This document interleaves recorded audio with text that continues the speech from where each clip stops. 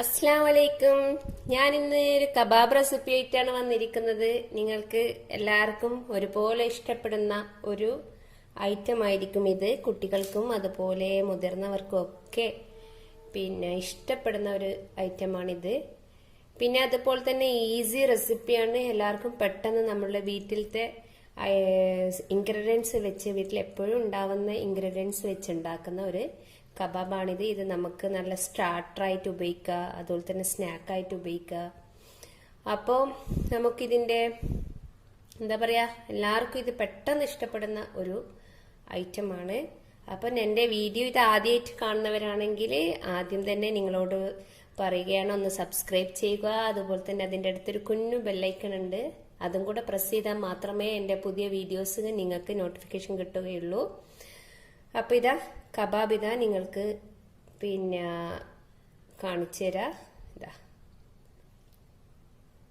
നല്ല കട്ട് ചെയ്തിട്ട് ഇതാ കണ്ടോ, ഉള്ളൊക്കെ നന്നായിട്ട് വെന്ത് വന്നിട്ടുണ്ട്. നല്ല ടേസ്റ്റി ആയിട്ടുള്ള ഒരു കബാബാണിത്.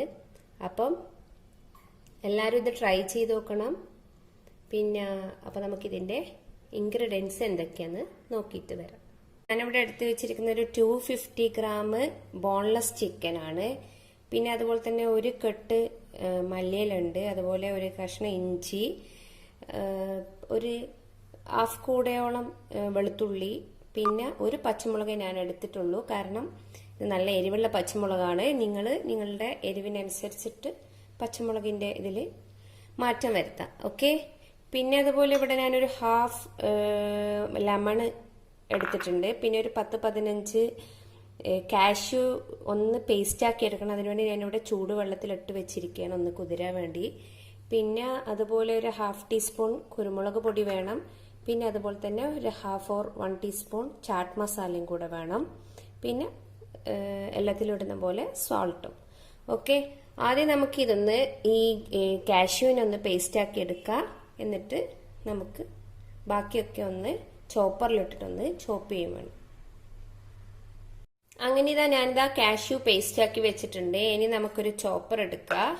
അതിലേക്ക് നമ്മൾ എടുത്ത് വെച്ചിരിക്കുന്ന ഇഞ്ചി, വെളുത്തുള്ളി, പച്ചമുളക് എല്ലാം ഒന്ന് ഫസ്റ്റ് ഒന്ന് ചോപ്പ് ചെയ്തെടുക്കുക. ഓക്കെ.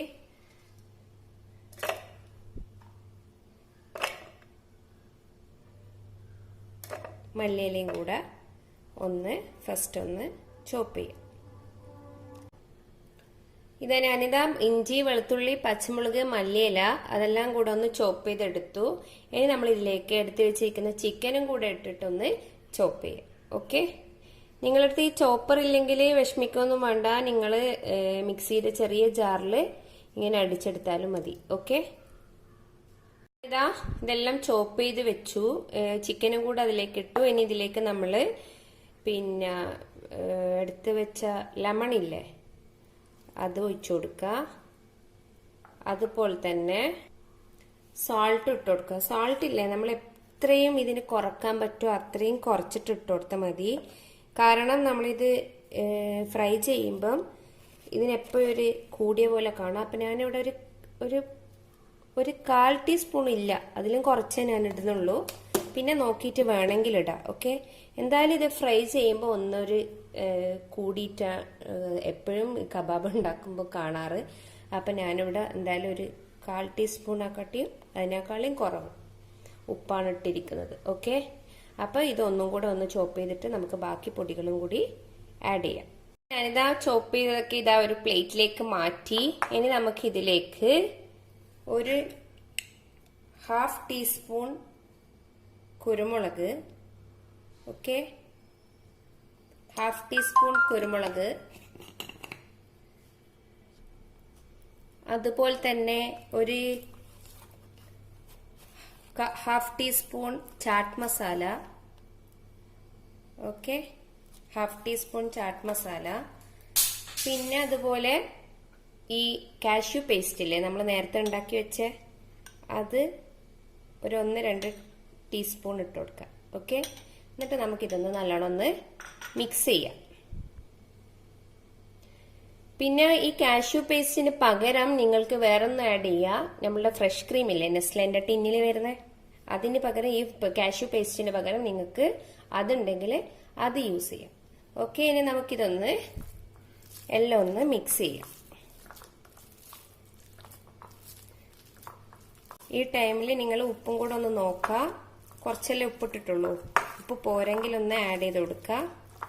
ഓക്കെ, കാഷ്യൂ പേസ്റ്റും ഇത് മതി. അപ്പോൾ ഉപ്പും കൂടെ ആഡ് ചെയ്തിട്ട് നോക്കിയിട്ട് വേണമെങ്കിൽ ആഡ് ചെയ്ത് കൊടുക്കുക. എന്നിട്ട് നമുക്കിതൊന്ന് ഓയിലോ അല്ലെങ്കിൽ ഒലീവ് ഓയിലോ അല്ലെങ്കിൽ ബട്ടറിലോ നമുക്കിതൊന്ന് കബാബ് ഷേപ്പിലാക്കിയിട്ട് ഷാലോ ഫ്രൈ ചെയ്തെടുക്കുകയാണ് വേണ്ടത്. ഓക്കെ, എനിക്കിത് ഉപ്പ് ഓക്കെയാണ്. നിങ്ങൾക്ക് നോക്കിയിട്ട് നിങ്ങൾ ഉപ്പ് ചേർക്കുക. ഞാനിതിവിടെ ചെയ്യുന്നത് കബാബ് സ്റ്റിക്കില്ലേ നമ്മളുടെ, അപ്പോൾ അതിൽ വെച്ചിട്ടാണ് ഫ്രൈ പാനിൽ വെച്ചിട്ട് ഞാനിത് ഷാലോ ഫ്രൈ ചെയ്തെടുക്കുകയാണ്. ഓക്കെ, അങ്ങനെ ഇതാ ഞാൻ പറഞ്ഞ സ്റ്റിക്ക്. അപ്പം ഇതിലാണ് ഞാൻ ഉണ്ടാക്കാൻ പോകുന്നത്. അപ്പം ഞാനിതിൽ കുറച്ച്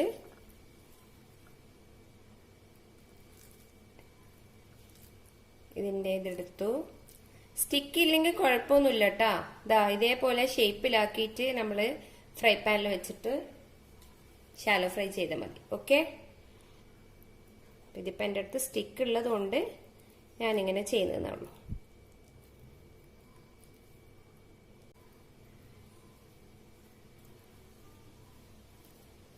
ഓക്കെ, ഇതുപോലെ നമുക്ക് ബാക്കിയെല്ലാം ചെയ്തെടുക്കാം. അങ്ങനെ ഞാനിതാ എല്ലാം എടുത്ത് സ്റ്റിക്കിലാക്കി വെച്ചിട്ടുണ്ട്. എനിക്കിത്രയും കബാബ്സ് ആണ് കിട്ടിയിരിക്കുന്നത്. പിന്നെ പറയാനുള്ളത്, നിങ്ങളുടെ ചിക്കന്റെ ക്വാണ്ടിറ്റി കൂട്ടുമ്പം ബാക്കി എല്ലാ സാധനങ്ങളുടെയും ക്വാണ്ടിറ്റി മാറ്റം വരുത്തണം. ഓക്കെ, അപ്പം ഞാനിതാ ഒരു ഫ്രൈ പാൻ അടുപ്പിൽ വെച്ചിട്ടുണ്ട്. ഞാനിവിടെ ഒലീവ് ഓയിലാണ് യൂസ് ചെയ്യുന്നത്. നിങ്ങൾക്ക് വേണമെങ്കിൽ ബട്ടറിലും ഇത് ഷാലോ ഫ്രൈ ചെയ്തെടുക്കാം. അപ്പം നമുക്കിതൊന്ന് ഷാലോ ഫ്രൈ ചെയ്യുന്നത് നോക്കാം. അപ്പം ഞാനിതാ ഒരു ഫ്രൈ പാൻ വെച്ച് ചൂടായി. ഇനി ഇതിലേക്ക് ഒലീവ് ഓയില് ഒഴിച്ചു കൊടുക്കുന്നുണ്ട്. ഓക്കെ, നമുക്കിത് ഷാലോ ഫ്രൈ ചെയ്യാൻ പറ്റിയ ഓയില് മതി.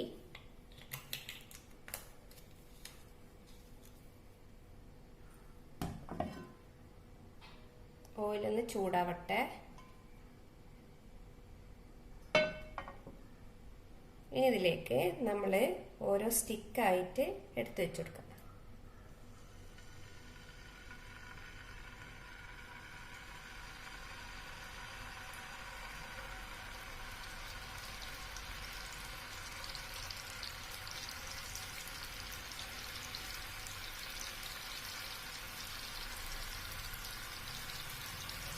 ഇതിനി ലോ മീഡിയം ഫ്ലെയിമിൽ വെച്ച് നമുക്കിതൊന്ന് ഫ്രൈ ചെയ്തെടുക്കണം. അങ്ങനെ ഞാനെല്ലാം ഒന്ന് തിരിച്ചിട്ട് കൊടുത്തു. എല്ലാം തിരിച്ചിട്ട് കൊടുത്തിട്ടുണ്ട്. ഇനി ഇത് അടുത്ത സൈഡും കൂടി ആവുന്നവരെ വെയിറ്റ് ആക്കാം. അങ്ങനെ നമ്മളുടെ കബാബ് റെഡിയായി. രണ്ട് സൈഡും മൊരിഞ്ഞ് വന്നു. ഞാനിത് സൈഡ് ആവാൻ വേണ്ടിയിട്ടാണ് ഇങ്ങനെ സൈഡ് വെച്ച്, രണ്ട് സൈഡ് ആവാൻ വേണ്ടി ഒരു സൈഡായിട്ട് മറ്റേ സൈഡും ഇതുപോലെ വെച്ചതാണ്. അപ്പൊ നമുക്കൊന്ന് നോക്കാം. ഓക്കെ, നല്ല ടേസ്റ്റി ആയിട്ടുള്ള കബാബ് റെഡി ആയിട്ടുണ്ട്. ഇനി നമുക്കിത് പ്ലേറ്റിലേക്ക് മാറ്റാം. അപ്പൊ ഞങ്ങളുടെ കബാബ് റെഡിയായി. നല്ല ടേസ്റ്റി ആയിട്ടുള്ള ഒരു കബാബാണിത്. നല്ല സ്മെല്ലാണ് ഇത് ഫ്രൈ ചെയ്ത് വരുമ്പോൾ തന്നെ. അപ്പം ഇത് നമുക്ക് ഡിന്നറിന്റെ കൂടെ, ഹമൂസിന്റെ കൂടെ കഴിക്കാം. അതുപോലെ തന്നെ സ്റ്റാർട്ടറായിട്ട് കഴിക്കാം. കുട്ടികൾക്കൊക്കെ ഈവനിങ് സ്നാക്കായിട്ട് കൊടുക്കാം. അപ്പം എന്തായാലും ഒരു ഈസി റെസിപ്പിയാണ് ഇത്. എല്ലാവർക്കും ഇത് ഇഷ്ടമായിട്ടുണ്ടാകുമെന്ന് വിചാരിക്കുന്നു. നെക്സ്റ്റ് പുതിയൊരു നല്ലൊരു വീഡിയോ ആയിട്ട് വരുന്നത് വരെ, മസ്സലാമ.